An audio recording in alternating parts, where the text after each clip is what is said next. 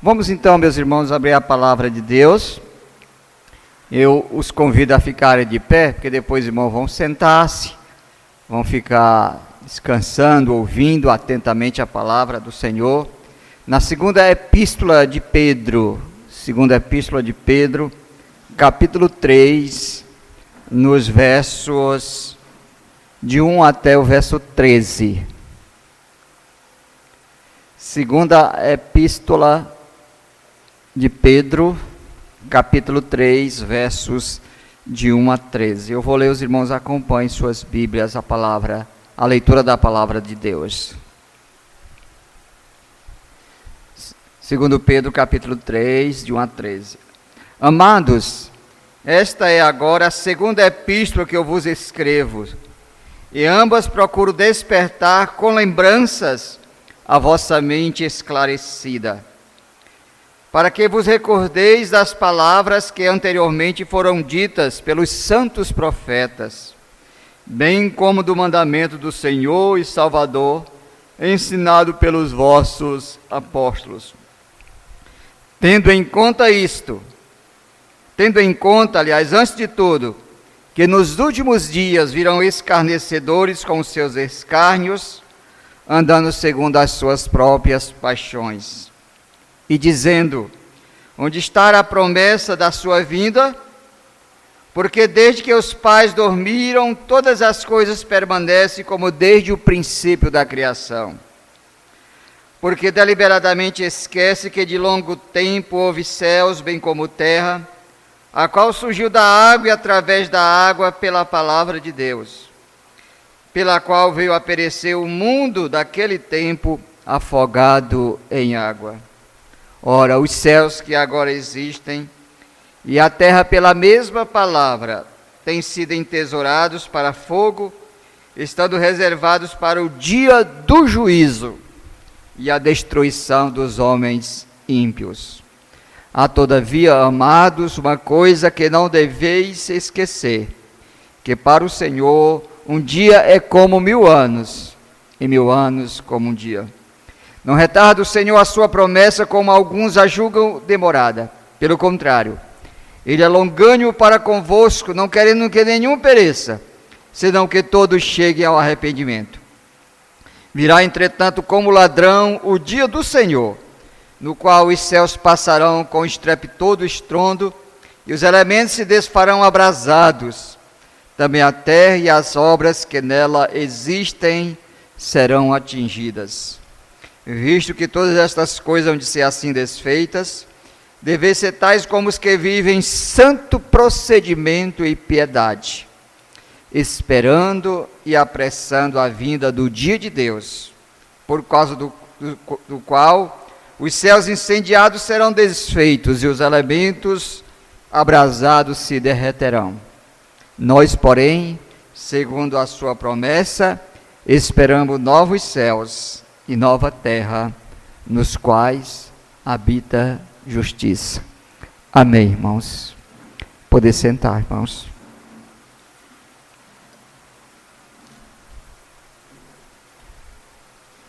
Meus irmãos, negar a vinda do nosso Senhor Jesus Cristo faz parte da história da humanidade. Se hoje você falar que Jesus Cristo vai voltar, as pessoas não irão acreditar.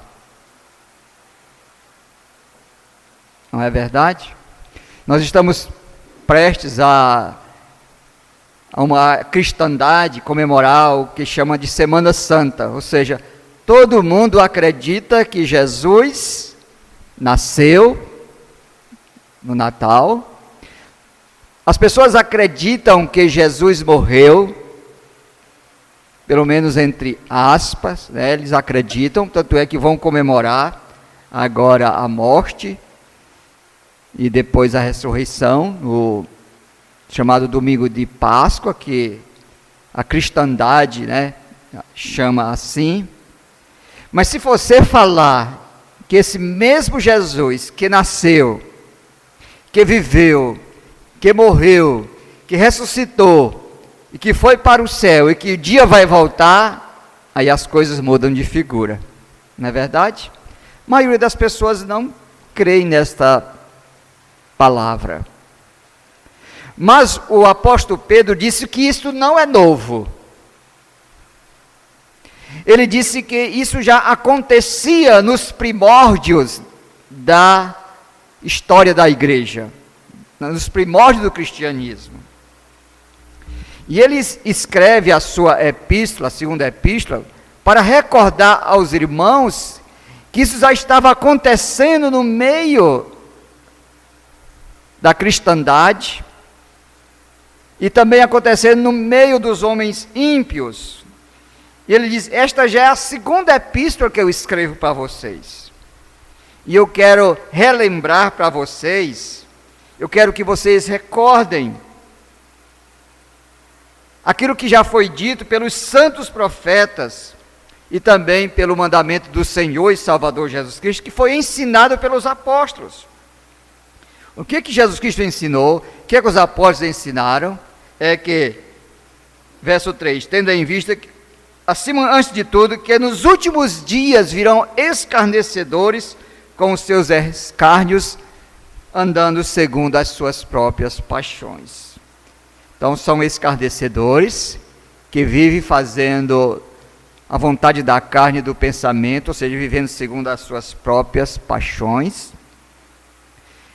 E uma das características desta maneira de viver, desse estilo de vida, é exatamente a negação da volta do Senhor Jesus Cristo.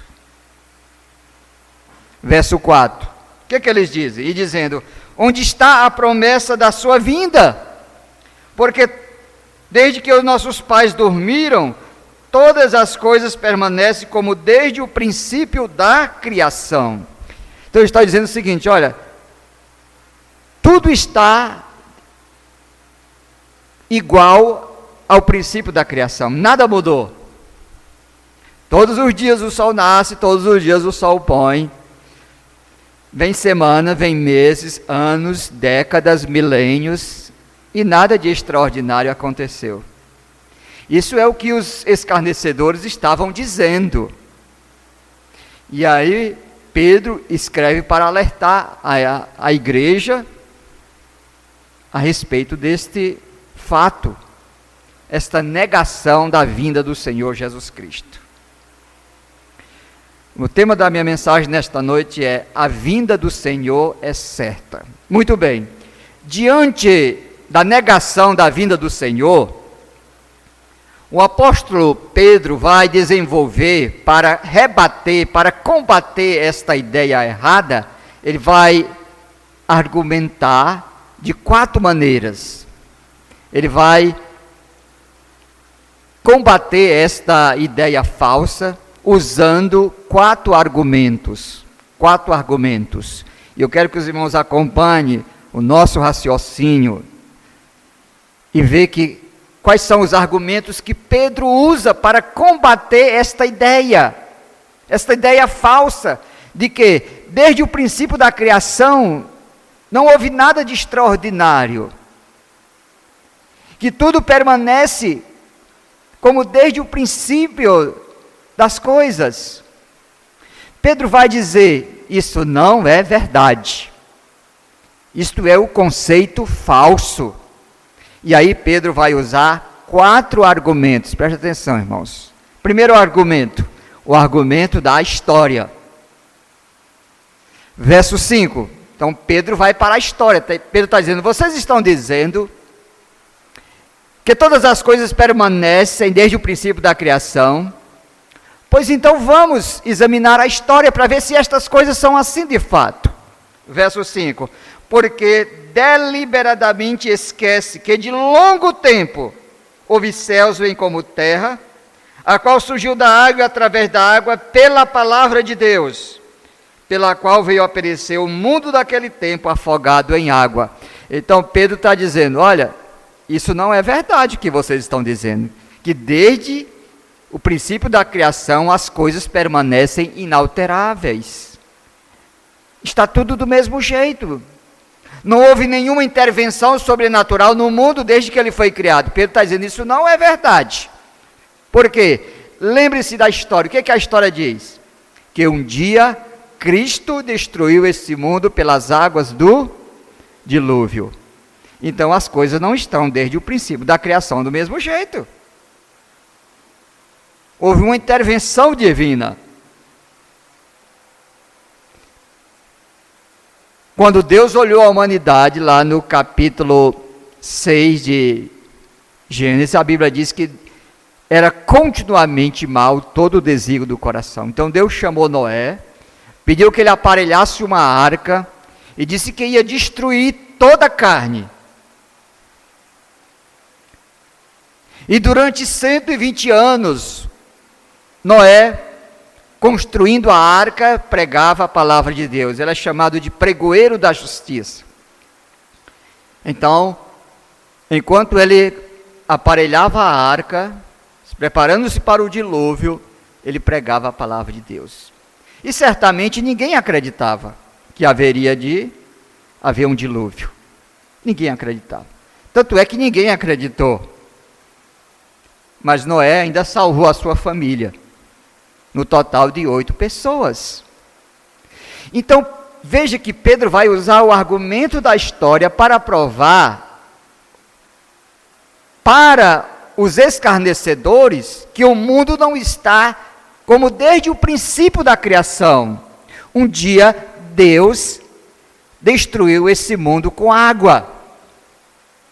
Então Pedro começa a derrubar o argumento dos escarnecedores, dizendo que Jesus Cristo não vai vir, que tudo está igual, que nada vai acontecer de sobrenatural, que os céus não vão se abrir, Cristo não vai voltar, a igreja não será levada, nada disso vai acontecer. Então esse é o primeiro argumento de Pedro. No verso 7, Pedro diz assim: ora, os céus que agora existem e a terra pela mesma palavra têm sido entesourados para fogo, estando reservado para o dia do juízo e destruição dos homens ímpios. Então Pedro começa a derrubar o argumento dos escarnecedores. Ele passa a apresentar a contraprova. Eles disseram: não, desde que o mundo é mundo, as coisas permanecem inalteráveis. Tudo está do mesmo jeito. Pedro diz: não, olha a história, olha o dilúvio. Deus destruiu esse mundo com água, e um dia Deus vai destruir este mundo com fogo. Então esse é o primeiro argumento de Pedro. Segundo argumento do apóstolo Pedro é o argumento baseado na Escritura. Pedro vai dizer o seguinte: o que é que diz a Escritura? Verso 8, o que é que diz a Escritura? Há todavia uma coisa, amados, que não devíeis esquecer, que para o Senhor um dia é como 1000 anos, e 1000 anos como um dia. Ele está dizendo: olha, vocês acham que ele está demorando? Vocês acham que ele não vai vir, porque o tempo passa e nada acontece? Mas vocês esquecem do que diz a Escritura? O que é que diz a Escritura? Um dia é como 1000 anos, e 1000 anos é como um dia. Onde é que está escrito isso, irmãos? Onde é que está escrito isso? Está escrito exatamente no Salmo 90, Salmo de Moisés. Então, Deus não vive no tempo, Deus é um Deus atemporal. Ele criou o tempo. A gente conta o tempo, 1 dia, 2 dias, 3 dias, uma semana, um mês, um ano, uma década, um milênio, mas Deus não é assim. Se 1000 anos é como um dia para o Senhor, e nós estamos no ano 2022, eu pergunto aos irmãos: há quantos dias Jesus Cristo subiu para o céu? Há quantos dias para Deus?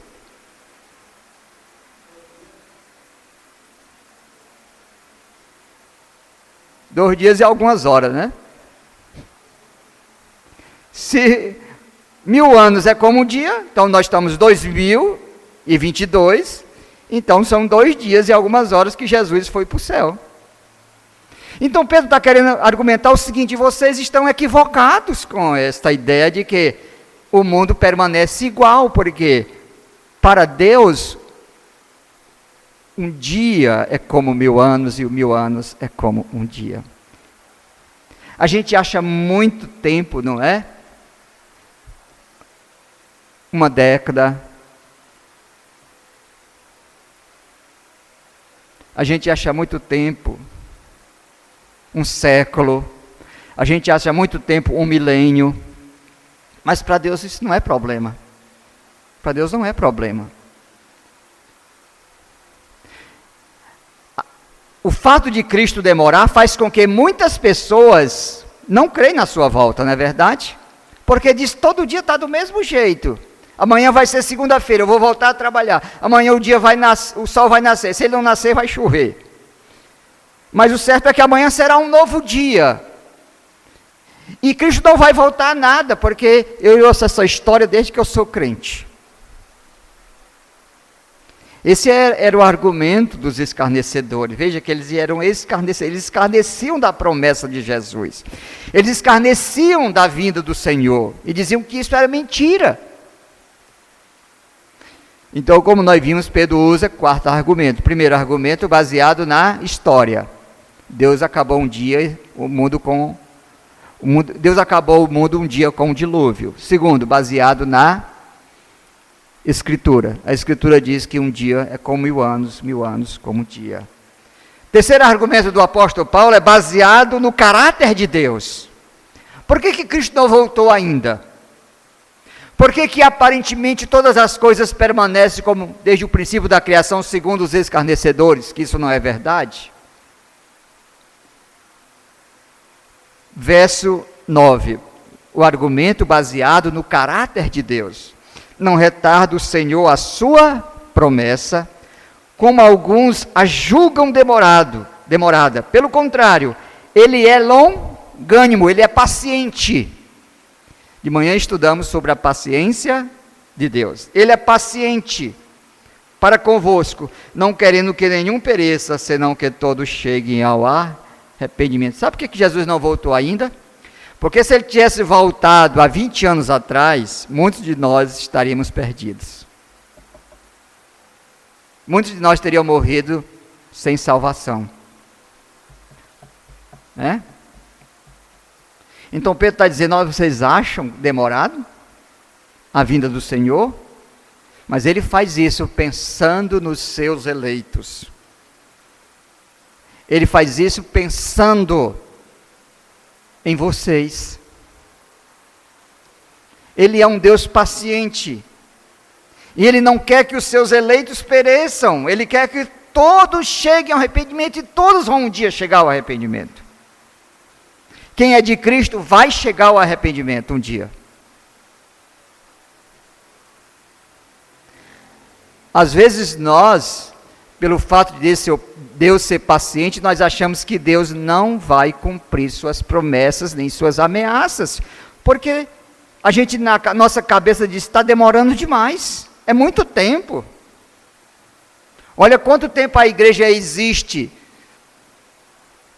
mais de 2000 anos que a igreja existe, e que Jesus Cristo fez a promessa, quando ele diz, eu vou preparar-vos lugar, mas eu voltarei e vos receberei para mim mesmo, para que onde eu estou estejais vós também. E aí morreram gerações de crente, e já passam 2000 anos e ele não voltou. Aí Pedro diz, sabe por que ele não voltou? Porque ele pensa nos seus eleitos. Vocês julgam isso demorado, mas ele é paciente, ele é longânimo, porque ele não quer que ninguém pereça. Então Pedro vai derrubando o argumento dos escarnecedores, um a um, com os seus 4 argumentos. Quarto argumento do apóstolo Pedro é o argumento baseado na promessa. Veja o que diz o verso 10. Virá, entretanto, como ladrão o dia do Senhor, no qual os céus passarão com estrepitoso estrondo, os elementos se desfarão abrasados, também a terra e as obras que nela existem serão atingidas. Quem é que fez essa promessa? Virá, entretanto, o dia do Senhor, virá, entretanto, como ladrão, o dia do Senhor. Quem é que fez essa promessa? Abra comigo em Mateus capítulo 24.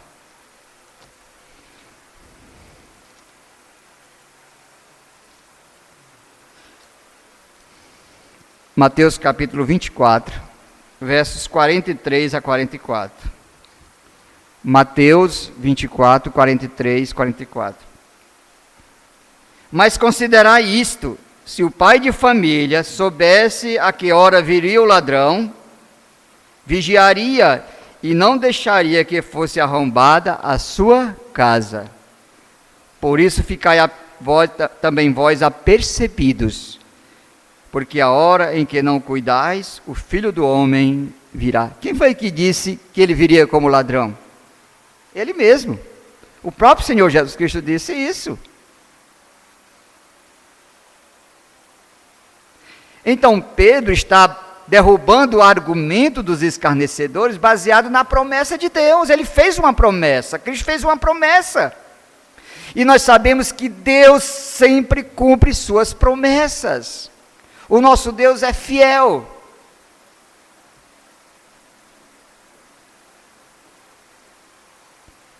Ele disse que introduziria o seu povo na terra prometida, e ele fez isso, apesar das infidelidades do seu povo.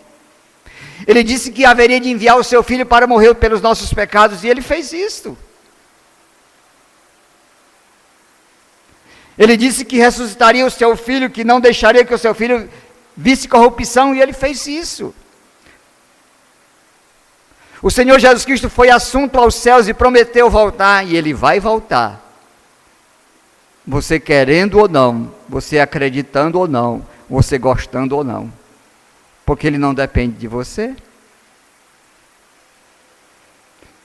Então, Pedro vai usar o argumento baseado na promessa de Deus. Ele diz: olha, virá entretanto como ladrão o dia do Senhor. Por que como ladrão?